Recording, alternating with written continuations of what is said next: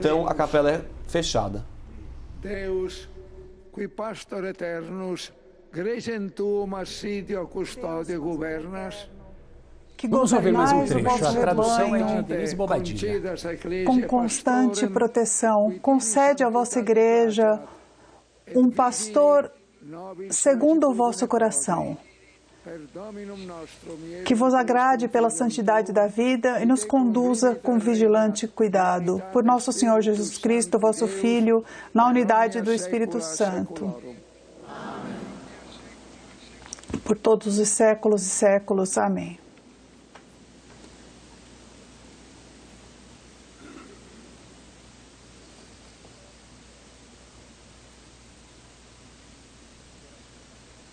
Então, no qual reunida todas as intenções dos presentes na celebração e é apresentada a Deus. E vocês devem ter percebido na tradução, foi pedido um bom pastor a Deus. Uma leitura do livro do profeta Isaías. O Espírito do Senhor Deus está sobre mim, porque o Senhor me ungiu para trazer as boas novas.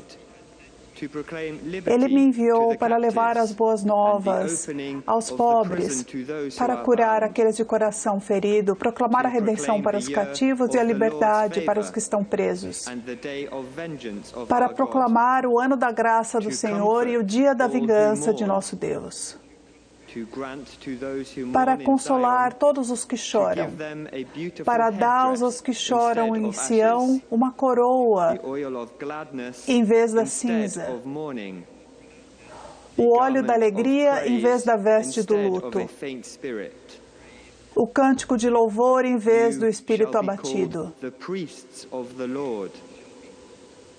Vós sereis chamados sacerdotes do Senhor, ministros do nosso Deus sereis chamados. Eles darei fielmente o salário e firmarei com eles uma aliança eterna. Sua descendência será conhecida entre as nações e seus filhos no meio dos povos. Todos que os virem reconhecerão que eles são a estirpe que o Senhor abençoou. Verbum Domini.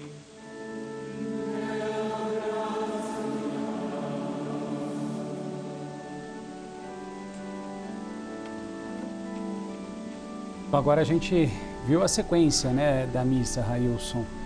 Na tradução, só para fazer as honras também, quem está nos ajudando nessa cobertura é a nossa amiga competentíssima, a tradutora a Denise Bobadilla. Então, todos os momentos que tivermos aí uma tradução, ela estará conosco, devidamente apresentada agora sim. Railson, e a gente vê a sequência da missa, portanto, que antecede o conclave. Primeira leitura retirada do livro de Isaías, capítulo 61, o Espírito do Senhor está sobre mim. É um texto que fundamenta teologicamente o ano do jubileu, porque quando esse texto foi lido por Jesus na sinagoga de Nazaré, presente no texto do capítulo 4 do Evangelho de Lucas, e Jesus diz que aquele texto ele se concretiza naquele momento porque ele está proclamando o ano da graça, o ano do Senhor. E por que eu estou enfatizando essa dimensão?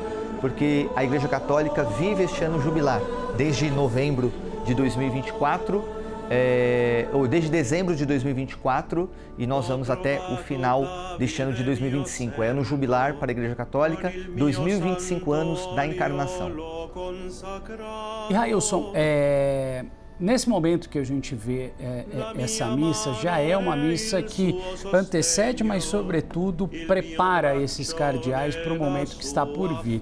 É óbvio que tudo aqui é no achismo, mas eu imagino, vendo essas imagens ao vivo do Vaticano, da Basílica de São Pedro, que deve estar passando na cabeça de cada um desses cardeais, tamanha responsabilidade que virá a partir de então. Ah, sem dúvida. Para estes homens de fé, querendo ou não, eles já sentem ali um peso enorme desde o dia que eles são criados cardeais. Sim. Porque quando eles recebem ali o barrete do pontífice, do Papa vigente, A grande maioria aí recebeu o barrete das mãos do Papa Francisco, mas temos aqueles que receberam do Papa Bento XVI, um grupo menor que recebeu do Papa João Paulo II, desde que eles embarcaram para Roma, para voltar de lá purpurado, como nós dizemos, nos setores eclesiais, eles já sentem esse peso de que um dia eles podem ser convocados para eleger o Papa, que já é um peso por si só, ou ficar em Roma, como o Papa eleito. Bastante interessante, tamanha responsabilidade. Hermanos, Cristo ha constituído a unos apóstoles, a outros profetas, a outros evangelistas, apóstolos, a outros profetas, a outros evangelistas, a outros pastores e mestres. Assim ele capacitou os santos para o ministério, para edificar o corpo de Cristo, até que todos alcancemos a unidade da fé e do conhecimento do Filho de Deus, o homem perfeito, na medida da plenitude de Cristo. Assim, não seremos mais crianças levadas pelas ondas e jogadas por todo o vento de doutrina, ao sabor das mentiras humanas, da astúcia que conduz ao erro. Vivendo segundo a verdade no amor, cresçamos em tudo naquele que é a cabeça, Cristo. Dele todo o corpo bem ajustado, unido por articulações que se ajudam mutuamente, conforme a atividade própria de cada parte, realiza o seu crescimento, edificando-se no amor.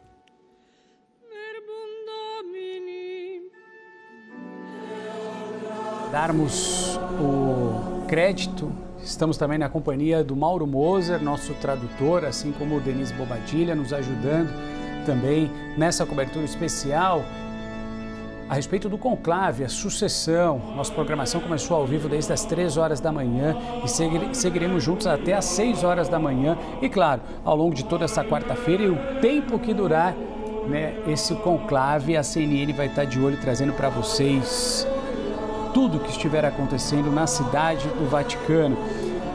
Diego, esse é um momento ainda, muitas pessoas devem estar se perguntando em casa, né? Poxa, mas o conclave começou e a gente está vendo ali os cardeais, eles não iriam ficar reclusos, fechados para escolher o novo Papa? Por enquanto, ainda não, mas daqui a pouco as portas irão se fechar, né? É isso, hoje é só o primeiro dia do conclave, que ainda nem começou oficialmente. Primeiro ocorre essa missa em prol da eleição do pontífice, é aquela missa que a gente falava agora há pouco, em que os cardeais vão pedir sabedoria, vão pedir discernimento, vai ser um momento também de reflexão interna de cada um para pensar sobre essa escolha tão importante que eles vão começar a fazer a partir de hoje. Esse é o primeiro passo para essa escolha.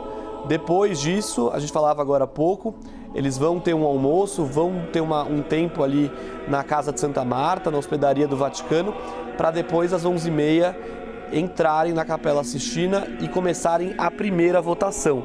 Lembrando, primeiro dia de conclave só tem uma votação. Não é uma votação especialmente ali que a gente tem uma grande expectativa de que saia um resultado definido, de que saia a fumaça branca da chaminé da Capela Sistina.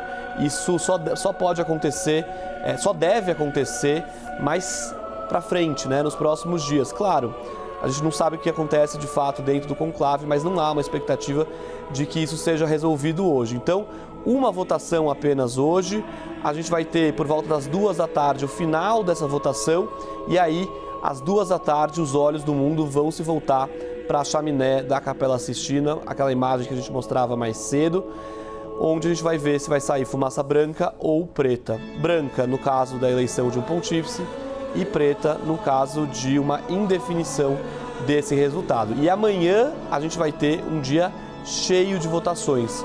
Vão ser 4, 2 de manhã, 2 à tarde. Só que a gente só deve ter a fumaça mesmo saindo, branca ou preta, no final de cada bloco, ou seja, no final de cada bloco, no final do bloco da manhã a gente vai ter uma fumaça e no final do bloco da tarde a gente vai ter outra fumaça.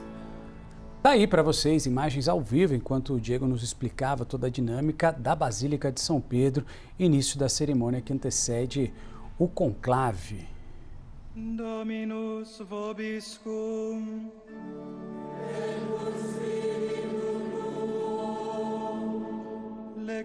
Estou junto do Diego Pavão, nosso editor de assuntos internacionais, e de Railson Araújo, nosso especialista em Vaticano, que está nos ajudando a entender, sobretudo, a dinâmica dessa missa. O Diego estava explicando que sim, agora é o momento que a gente consegue acompanhar os cardeais, mas depois eles se fecham, estarão reclusos para a escolha do novo Papa, né?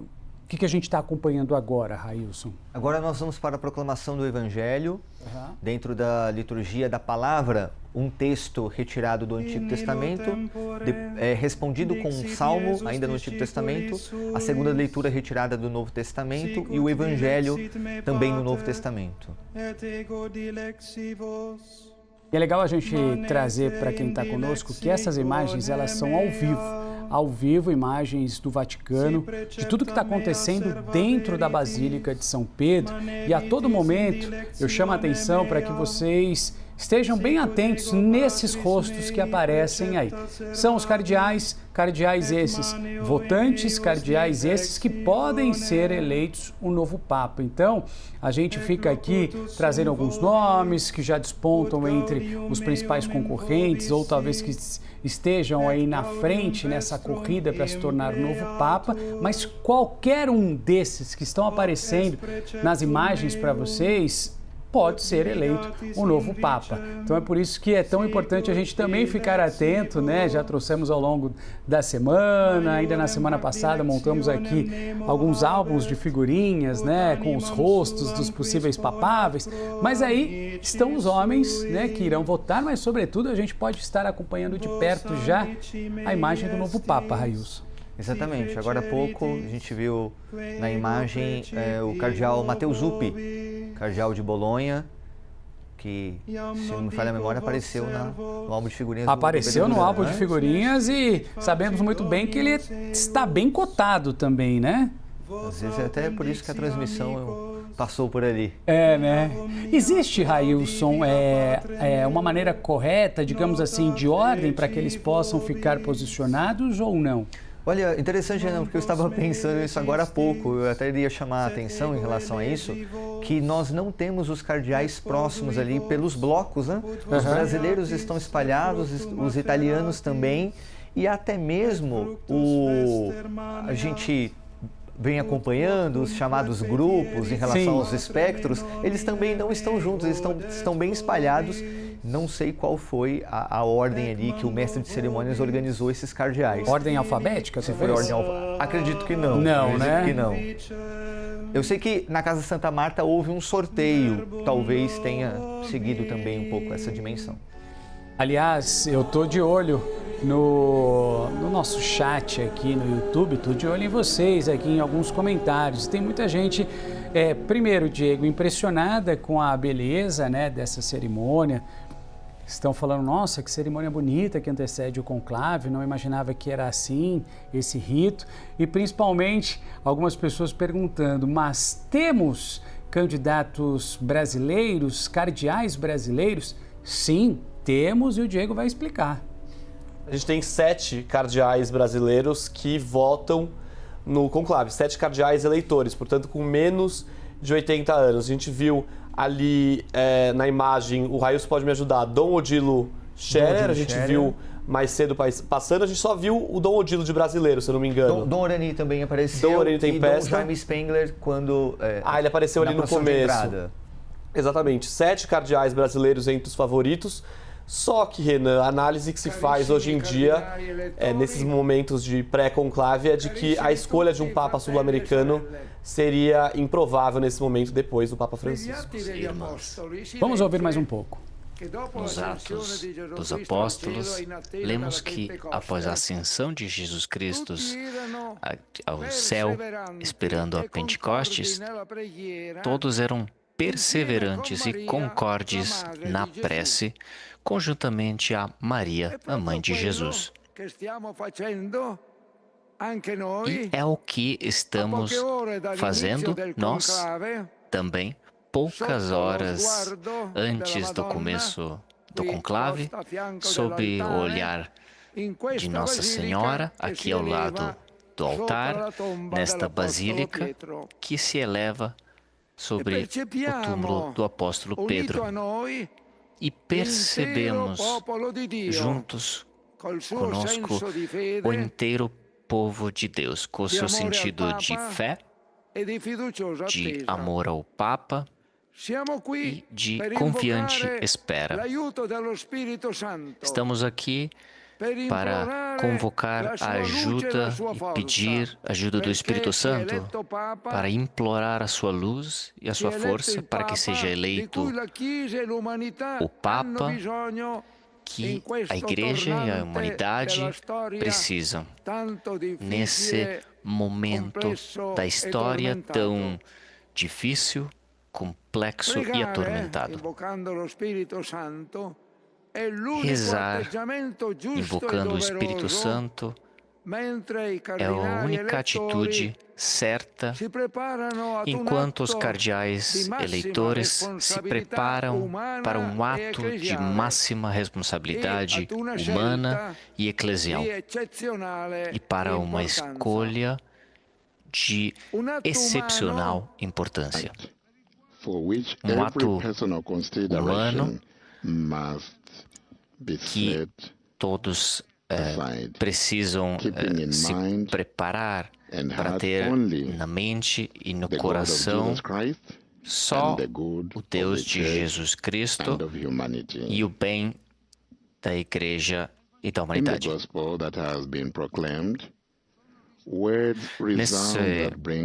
No Evangelho foram proclamadas palavras que temos no coração e nos levam à mensagem de Jesus entregue aos apóstolos. Isso na última ceia.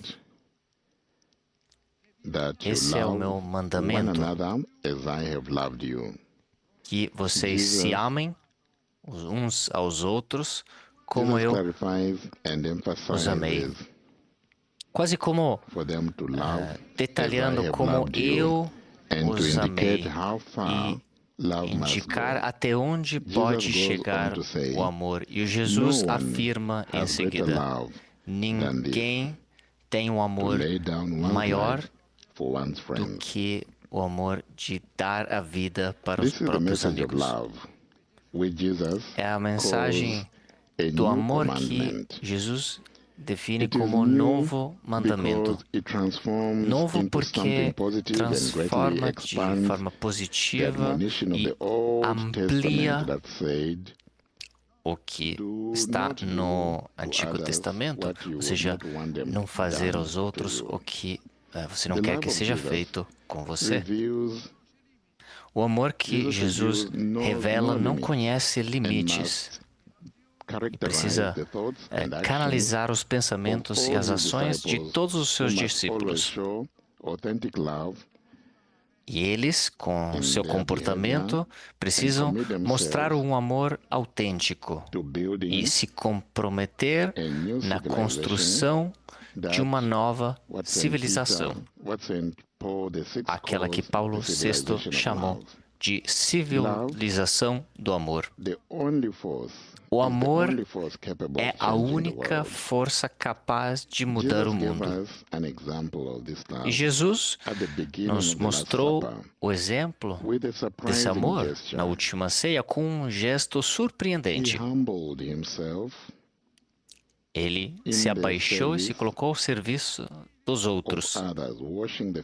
Ele lavou os pés dos apóstolos, sem discriminação, sem excluir Judas que o trairia.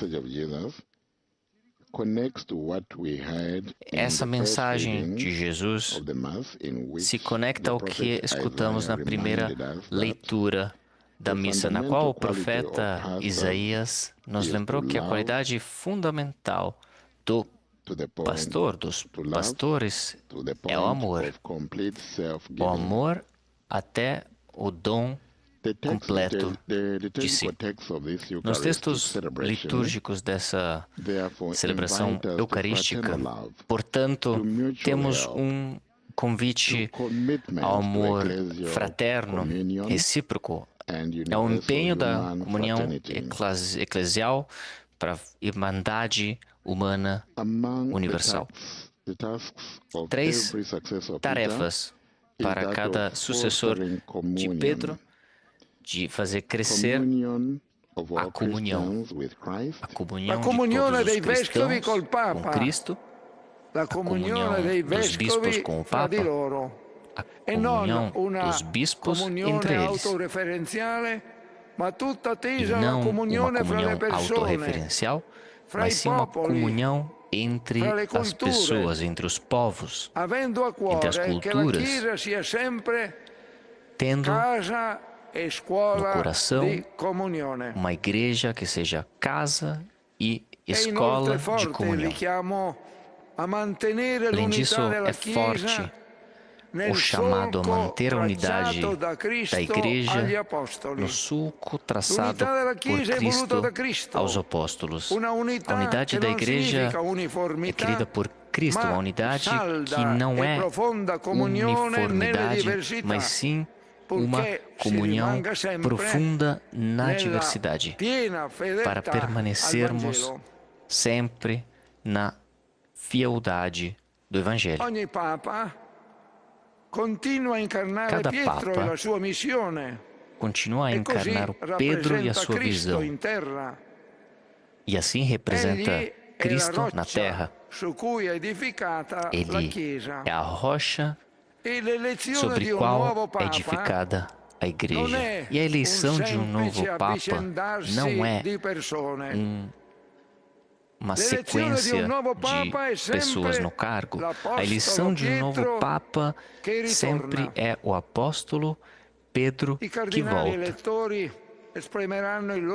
Os cardeais eleitores vão fazer o seu voto na Capela Sistina, como diz na Universi Dominici Credi, tudo concorre para alimentar a consciência da presença de Deus.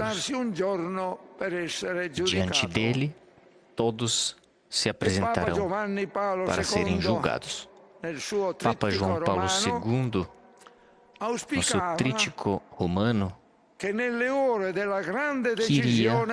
que nas horas da grande decisão, por meio de voto, com uma imagem de Michelangelo, juiz, queria que todos lembrassem da grandeza da responsabilidade de entregar as chaves nas mãos certas. Oremos, então, para que o Espírito Santo, nos últimos 100 anos, nos doou uma série de pontífices verdadeiramente santos e grandes. Nos presenteie agora um Papa para o bem da Igreja e da humanidade. Oremos para que Deus nos conceda o Papa que saiba despertar as consciências de todos da melhor forma e despertar as energias morais e espirituais na sociedade de hoje em dia, caracterizada por grande progresso tecnológico, porém que ao mesmo tempo tende a esquecer Deus. O mundo de hoje em dia espera muito da Igreja para salvar os valores fundamentais, os valores humanos e fundamentais e espirituais. Sem eles, o convívio humano não será melhor e não vai carregar bem as gerações seguintes. A Beata Virgem Maria, Mãe da Igreja, intervenha, interceda com o seu amor para que o Espírito Santo ilumine as mentes dos cardeais eleitores e os torne concordes na eleição do Papa